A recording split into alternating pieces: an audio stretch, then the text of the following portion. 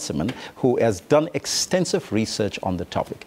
Doctor, good morning to you. Morning. Extensive research on protest. That must have been interesting.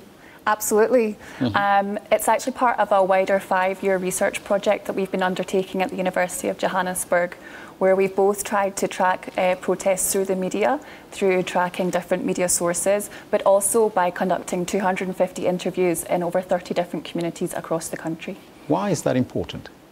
It's very important to get behind the headlines of these protests, to understand the history of what's going on. In your introduction, you mentioned that these seem to be unrelated events.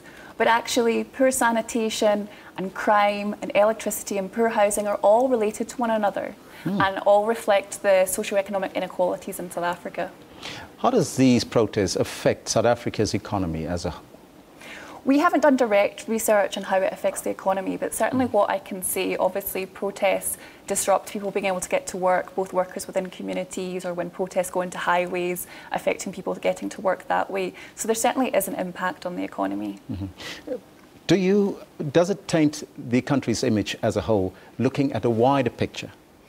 I think it does raise very difficult and interesting questions. There is the perception of South Africa since 1994 of being the rainbow nation, and that we have since then been able to address many of our problems. But as these protests show, that actually we haven't been able to overcome many of the challenges the apartheid regime left us. Now, we've seen an increase. I've mentioned the figure of 32 protests per day was recorded on one of the newspapers, our Sunday papers, on this past weekend. That's a number of protests per day. And we might have thought that protests might have decreased over the years, but it rather increased. Why is that?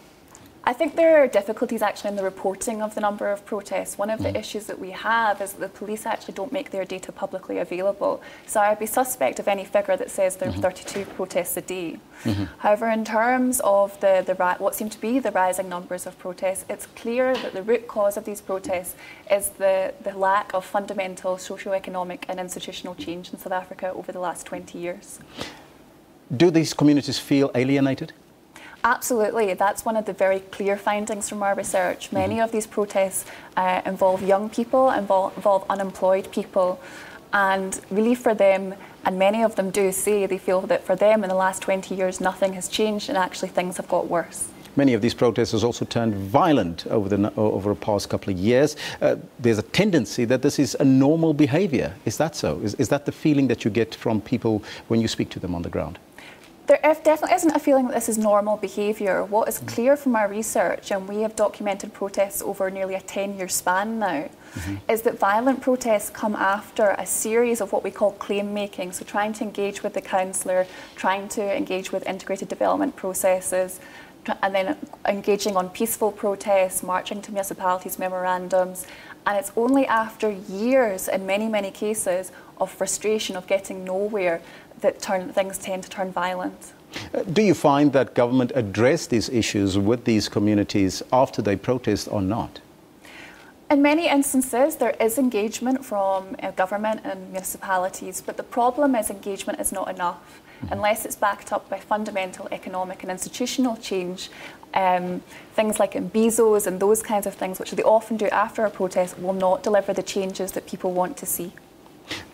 But what is the reason then for these people to vandalise those properties? The very same properties that they were going to use the next day, the libraries and clinics and that sort of thing. I think when talking about violence and protests, we have to take a very broad view about how violence occurs. I think one expression of the burning down of clinics or libraries is this extreme sense of alienation that people feel that these are symbols of the state as they were under apartheid, and that this state has not done anything for them, and they become targets in that way. They also have to bear in mind that violence is not just on the side of the protesters. Often the police do things that help to spark violence.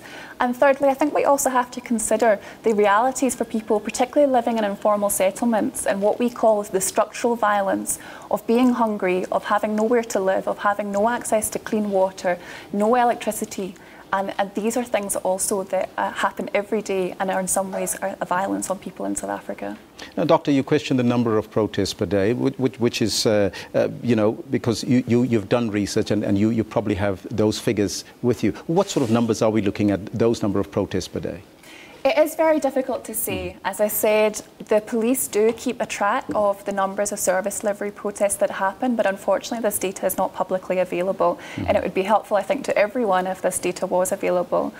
We're limited by the fact that we only count protests in the media, but certainly in 2012 there was at least one a day.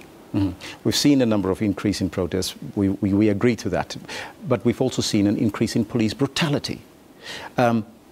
Where does this leave these communities and how do they feel about this?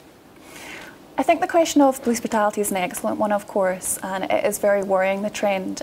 We've been documenting a rise in trends of deaths during protests that are seemingly at the hands of the police. What we think is there's actually great fear on both sides. Protesters, when they go out to protest, they know that there is a possibility that they actually may die in going out to protest, which protest is a democratic right, and that's not acceptable. But it shows the extreme frustration that people are willing to go out onto the streets and take these risks, even knowing that the police may be hostile in their response. Another issue is, of course, ward councillors. They've been falling prey to these attacks by angry residents. How do they cope with that sort of action against them in those townships? It is, of course, difficult for ward councillors. The reason that they're so often targeted is that they are really the most accessible form of government. The legacy of apartheid geography, of course, means that many of our people are far away from the municipal offices that would actually take up their issues. So the ward councillor becomes the most accessible person. Of course, many of the things that people protest about are not really what the ward councillor can address. So it is very difficult for them to deal with them. Briefly, in 30 seconds, what is the solution? The solution is fundamental economic and institutional change in South Africa that really takes account of the extreme socio-economic inequalities that have been left by apartheid and seriously aims to address them. Doctor, thank you so much for your time. Spending time with us. That was Dr. Carin Runciman, postdoctoral research fellow at the University of Johannesburg, joining us in studio.